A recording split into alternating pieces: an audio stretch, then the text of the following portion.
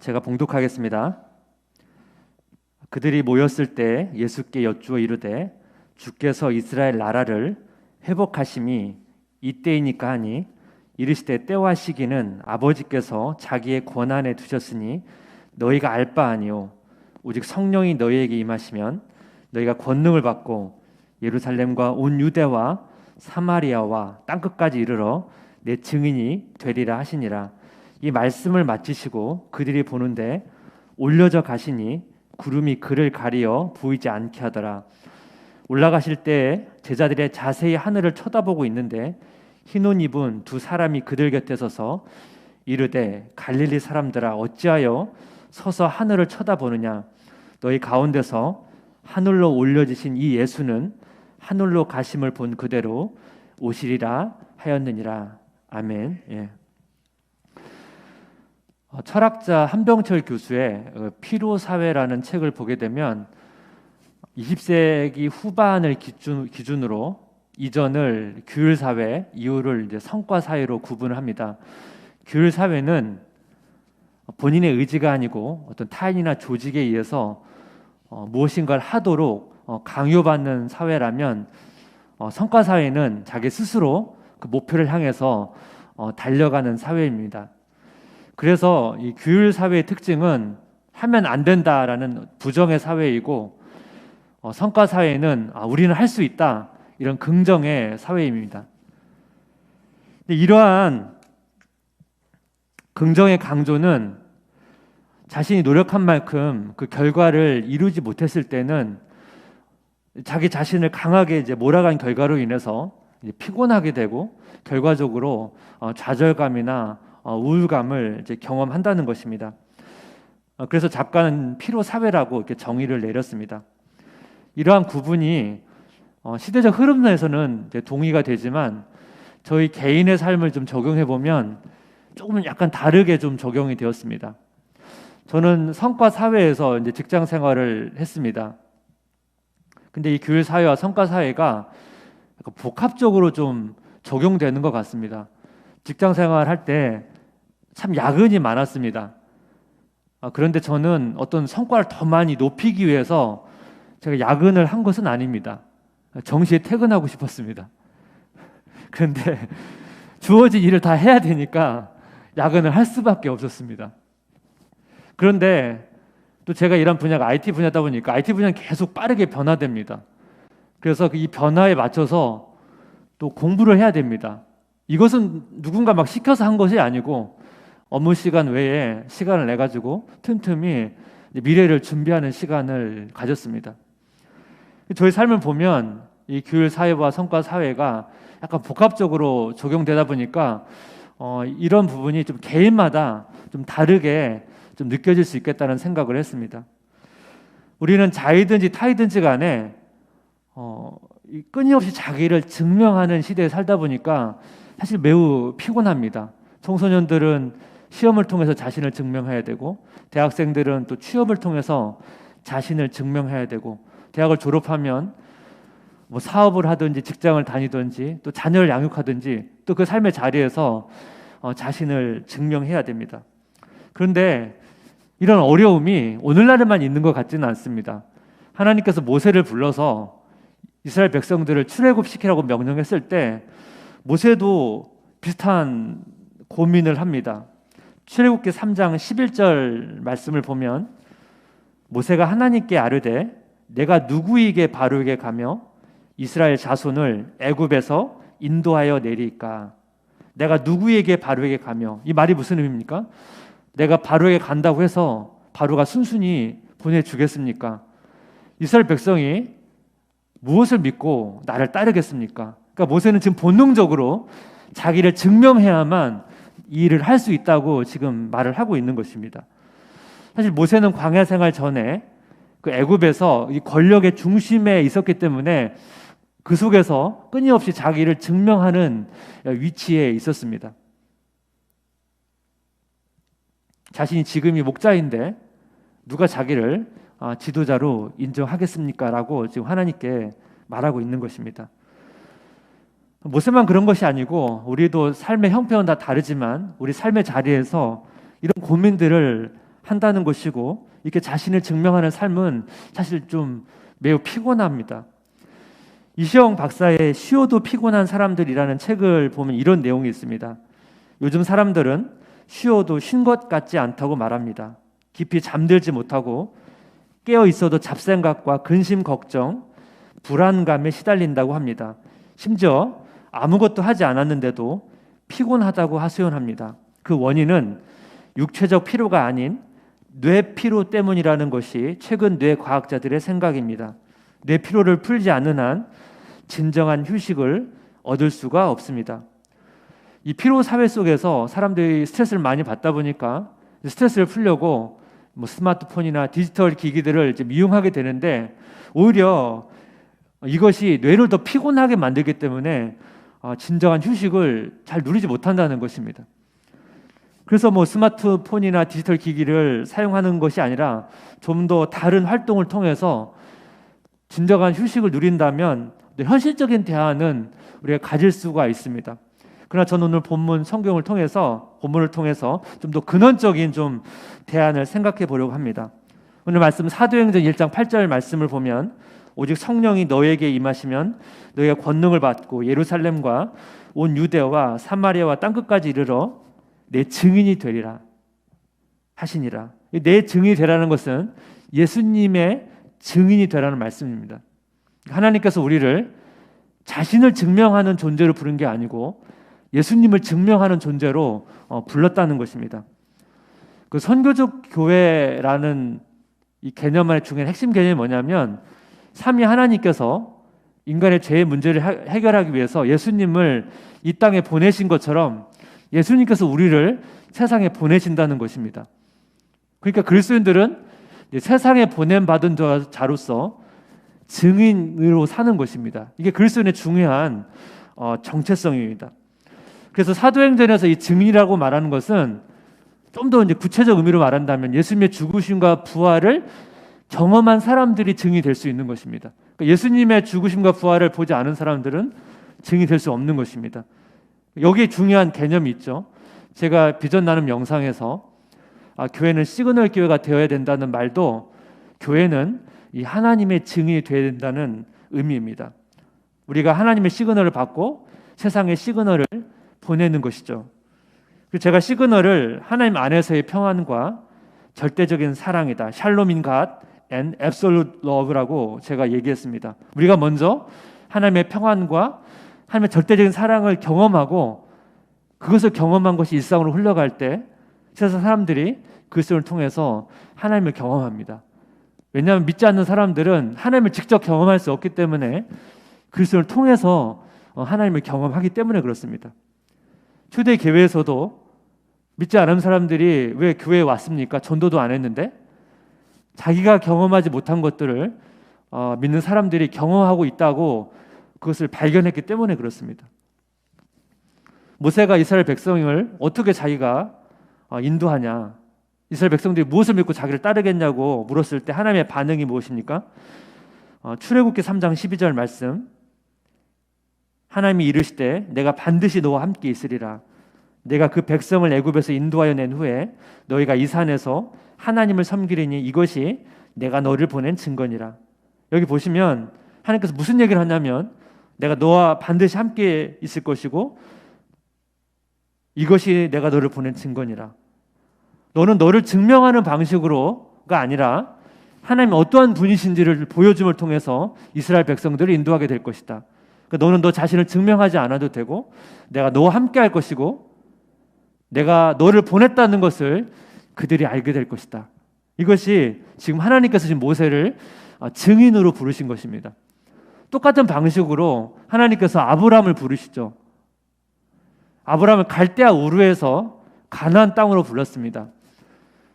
이 갈대아 우르는 우리가 사실 이 지역을 잘 모르지만 그 당시 메소포타미아 지방에서는 이 갈대아 우르는 엄청나게 큰 도시였습니다. 어떤 고고학자에 의하면 그 당시 인구가 100만 명 정도라고 봅니다. 100만 명이면, 그 당시 100만 명이면 오늘날 말하면 거의 서울과 같은 도시입니다. 서울과 같은 이런 인구는 많지 않죠. 그 정도로 큰 도시에 살고 있었던 아브라함을 갑자기 가나안이라고 하는 그런 어떻게 보면 작은 그런 곳으로 보냅니다. 왜 보냅니까? 증인으로 보내는 것이죠. 가나안 땅에 하나님의 증인으로 보내는 것입니다. 이게 그리스도의 중요한 정체성입니다. 그렇다면 질문이 나오죠. 우리는 어떻게 예수님의 증인이 되는가? 사도행전 1장 8절 말씀을 보게 되면 앞에 오직 성령이 너희에게 임하시면 너희가 권능을 받고 예루살렘과 온 유대와 사마리아와 땅끝까지 이르러 내 증인이 되리라 하시니라. 그러니까 성령 충만이 증인이 되는 필수 조건입니다. 성령 충만이. 그럼 또 질문이 나갈 수 있습니다. 왜 성령 충만하면 예수님이 증인이 됩니까? 왜 성령 충만이 증인이 되는데 핵심적인 요소입니까? 그것은 바로 성령님 자신이 증인이시기 때문에 그렇습니다. 성령님은 예수님을 증거하기 위해서 오신 분이기 때문에 그렇습니다. 요한복음 16장 13절 14절 말씀에 그러나 진리의 성령이 오시면 그가 너희를 모든 진리 가운데 인도하시리니 그가 스스로 말하지 않고 오직 들은 것을 말하며 장래일을 너희에게 알리시리라. 그가 내 영광을 나타내리니 내 것을 가지고 너희에게 알리시겠습니다. 그가 내 영광을 나타내리니. 예수님께서 제자들에게 성령님의 역할에 대해서 말씀하고 있는데 성령님은 자신을 증명하기에 오신 분이 아니고 예수님을 증명하시기 위해 오신 분이라고 예수님께서 말씀하고 있습니다. 그래서 우리가 성령 충만하게 되면 성령님께서 우리 안에서 역사하셔서 예수님을 증거하시는 일로 역사하시는 것이죠. 그래서 성령 충만하면 증인된 삶을 우리가 살아갈 수밖에 없습니다. 왜냐하면 성령님이 그렇게 역사하시기 때문에 그런 거죠. 성령님 우리 안에 계시지만 우리가 성령님께 불순종하고 그렇게 되면 어떻게 해요? 우리가 예수님을 증명하는 삶이 아니고 자신을 증명하는 삶으로 가게 되는 것입니다. 그 싸움을 우리가 매일매일 하는 것이죠.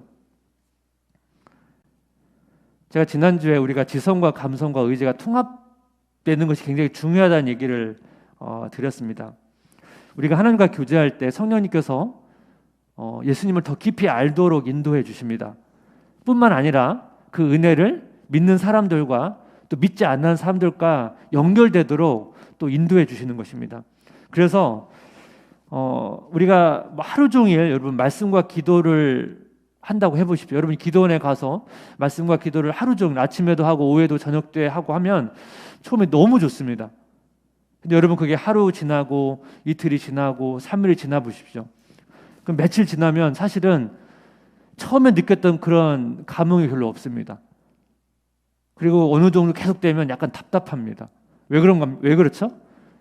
성령님께서 우리 안에서 역사하셔서 예수님을 더 깊이 알도록 경험하지만 성령님의 궁극적으로는 뭐예요? 그것을 믿는 사람들이나 세상 믿지 않는 사람들과 연결하도록 그를 증거하도록 우리를 역사하시기 때문에 우리가 무조건 하나님과 개인적인 시간을 오래만 갖는다고 우리 영적으로 살아나는 것은 아닙니다.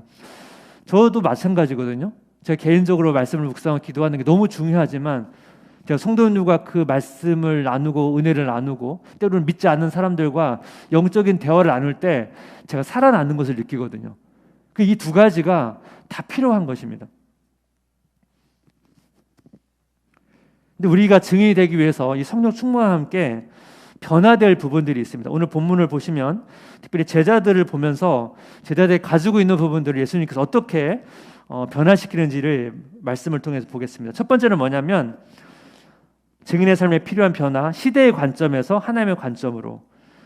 예수님께서 제자들에게 계속 하나님의 나라를 계속적으로 가르치고 있는데 제자들 잘 보시면 제자들은 그 세상의 나라, 그 시대의 관점에서 잘 벗어나지를 못합니다. 사도행전 1장 6절 그들이 모였을 때 예수께 여쭈어 이르되 주께서 이스라엘 나라를 회복하심이 이때이니까 하니. 이스라엘은 나라를 잃었고 독립에 대한 강렬한 열망이 있었기 때문에 독립을 이룰 그 정치적 메시아를 간절히 소원했습니다. 제자들이 그 당시 이스라엘 백성들이 가지고 있었던 메시아관에서 벗어나지 못합니다. 예수님은 계속적으로 자신이 어떤 메시아인지에 대해서 말씀하고 있지만 제자들은 그것들을 바꾸지를 않습니다. 또 제자들은 언제 이스라엘이 회복될 것인지에 대해서 관심이 있었습니다. 그래서 예수님이 그것을 교정하죠. 사도행전 1장 7절 보시면 이르시되 때와 시기는 아버지께서 자기의 권한에 두셨으니 너희가 알 바 아니요. 때와 시기는 아버지 권한에 있다. 이 하나님의 나라에서 중요한 관점이 하나님의 주권입니다. 하나님은 하나님의 때와 하나님의 방법으로 하나님을 통치하시는 것입니다. 그러니까 그것은 너희들의 관심의 영역이 아니고 너희들은 오직 성령 충만을 받아서 예수님의 증인된 삶을 살라는 것입니다. 제자들이 그걸로 끝나지 않습니다. 때와 시기에 대해서 오해한 것이 아니라 또 나갑니다. 이스라엘 사람들은 예루살렘을 하나님이 함께 하시는 땅, 하나님의 통치하시는 땅, 그래서 하나님께서 회복시킬 예루살렘에 대한 소망을 가지고 있었습니다. 근데 예수님께서 어떻게 해요? 제자들의 생각을 확장시킵니다. 사도행전 1장 8절을 보시면, 중반에 보시면 예루살렘과 온 유대와 사마리아와 땅끝까지, 이 얘기를 왜 하십니까? 하나님께서 예루살렘만 통치하는 게 아니라는 거죠. 너희들이 혐오하는 사마리아도 통치하고 너희들이 이방인으로 생각하는 그 땅끝까지도 내가 통치한다는 것입니다. 예수님께서 지금 제자들이 가지고 있는 여러 가지 생각들을 지금 계속 교정하고 있는 것을 봅니다. 우리도 그리스도인으로서 지금 한국에 살고 있고 이 시대를 살고 있기 때문에 우리도 이 시대의 정신에서 잘 자유롭진 않습니다. 그 C.S. 루이스에게 영향을 미쳤던 소설가이자 비평가인 체스터턴이 이 정통이라는 책에서 이런 얘기를 했습니다. 미치광이가 되기는 쉽다. 이단이 되기가 쉽다. 자신의 것을 지키는 게 어렵지 시대의 흐름을 따라가는 건 어려울 게 하나도 없다. 현대의 사조에 순응하기는 쉽다. 속물이 되는 건 어려울 게 전혀 없다. 기독교가 걸어온 역사의 길목에 늘어선 온갖 풍조와 종파가 놓아둔 오류와 과정의 덫에 빠지는 건 정말 간단한 일이다. 지금 제자들도 유대교에 갇힌 그 잘못된 오류에 빠졌는데 예수님께서 승천하시기까지 계속 가르침에도 불구하고 그 생각에서 벗어나는 것이 얼마나 어려운지를 보게 됩니다. 제가 신앙생활을 이렇게 돌아볼 때 지난주에도 그런 말씀을 드렸습니다. 제가 이전에 잘못 생각했던 것들이 계속 끊임없이 교정되면서 왔다는 말씀을 제가 드렸습니다. 제가 이렇게 젊었을 때 묵상한 글이나 그런 글들을 종종 볼 때가 있는데 그걸 보면서 깜짝깜짝 놀랄 때가 있습니다.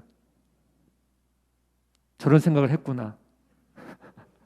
그래서 막 읽기 힘들 정도로 그때는 너무 막 감동적으로 해가지고 막 써놓은 건데 지금 너무 막 창피해가지고 읽다가 막 제가 덮은 적이 있습니다.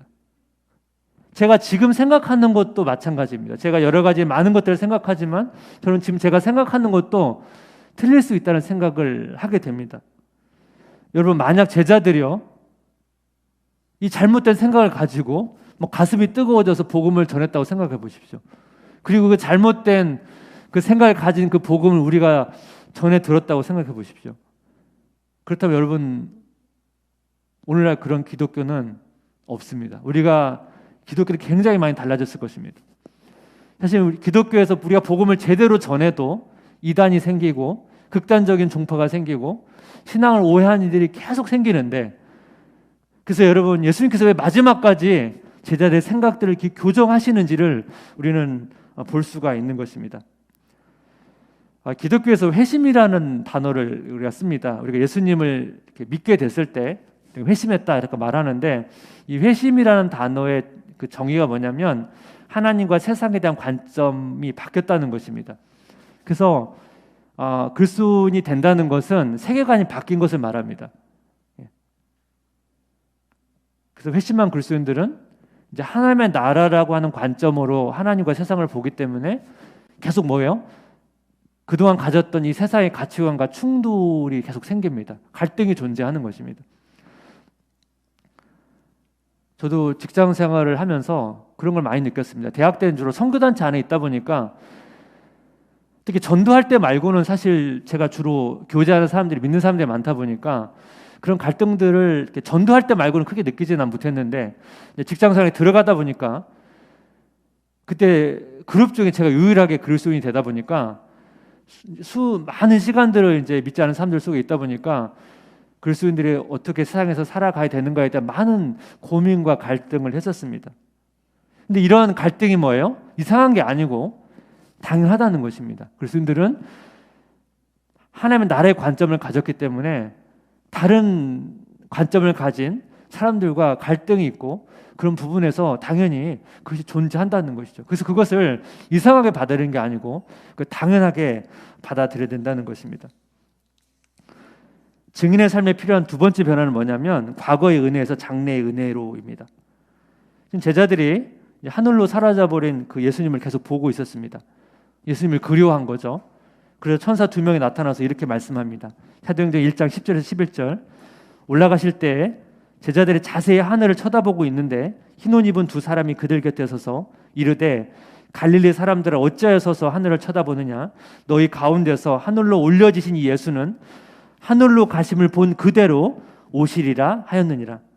올라가신 예수가 아니라 다시 오실 예수 그리스도를 바라보라는 것이죠.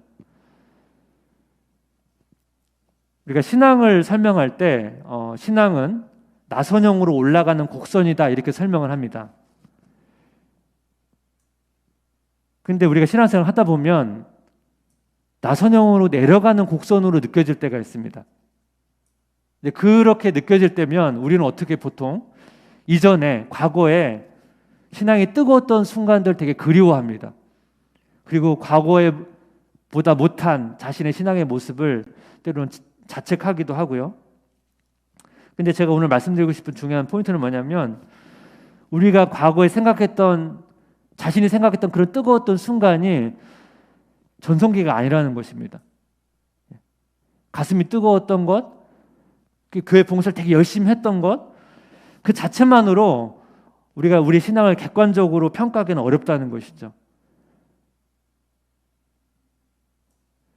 제가 제 자신을 이렇게 보면서 큰 깨달음을 깨졌던 게 뭐가 있었냐면 제가 영적으로 되게 힘든 시기가 좀 있었습니다. 말씀도 잘 안 들리고 기도도 잘 안 되고 되게 영적으로 답답한 시간들이 있었습니다. 그때 제가 영적으로 되게 하얀 곡선을 계속 그리고 있다고 제가 굉장히 많이 느꼈습니다. 근데 제가 시간이 지나서 돌아보니까 제가 이렇게 하는 걸 씨름하는 동안 하나님께서 저는 그렇게 후퇴했다고 느꼈지만 하나님께서 저를 성장시키고 있었다는 것을 제가 발견하게 됐습니다.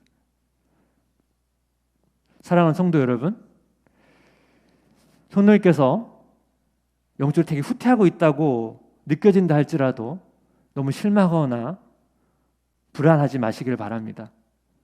하나님을 신뢰함으로 계속해서 나아가시면 좋겠습니다.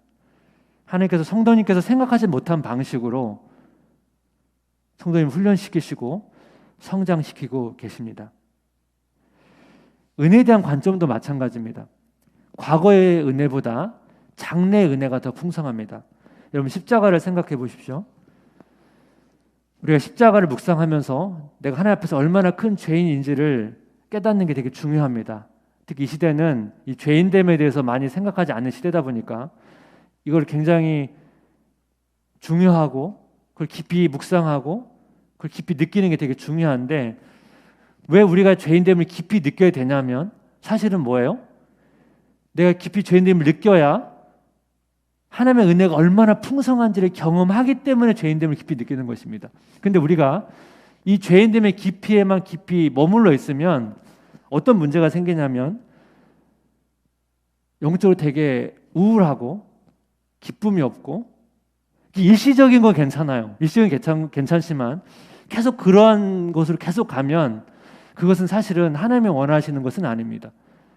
죄인됨을 깊이 느끼면 느낄수록 하나님의 은혜에 대한 감격도 더 깊어져야 되는 것이고 부활에 대한 소망도 더 깊어져야 되는 것입니다. 그것이 오늘 말씀드린 과거의 은혜에서 우리는 장래의 은혜로 가야 되는 것이죠. 다시 오실 예수 그리스도를 바라보고 소망을 가져야 영적인 생활도 더 풍성해질 수 있는 것입니다. 말씀을 좀 마무리하려고 합니다. 사실 우리가 증인이란 말을 들으면 사실 부담이 돼요. 지금 제 신앙생활도 지금 감당이 안 되는데 어떻게 증인의 삶을 삽니까? 근데 오늘 말씀을 다시 잘 보시면 사도행전 1장 8절 오직 성령이 너희에게 임하시면 너희가 권능을 받고 예루살렘과 온 유대와 사마리아와 땅끝까지 이르러 내 증인들이 되리라. 원래 이게 복수형입니다. 복수형. 그러니까 개인이 증인이기도 하지만 증인의 삶은 공동체적이어야 됩니다. 믿지 않는 사람들이 초대교회에 온 것은 초대교회 공동체를 보고 온 것입니다. 증인의 삶이 혼자도 할 수는 있지만 때로는 혼자가 되게 부담스러울 수 있잖아요. 하지만 함께라면 이것이 가능하거든요.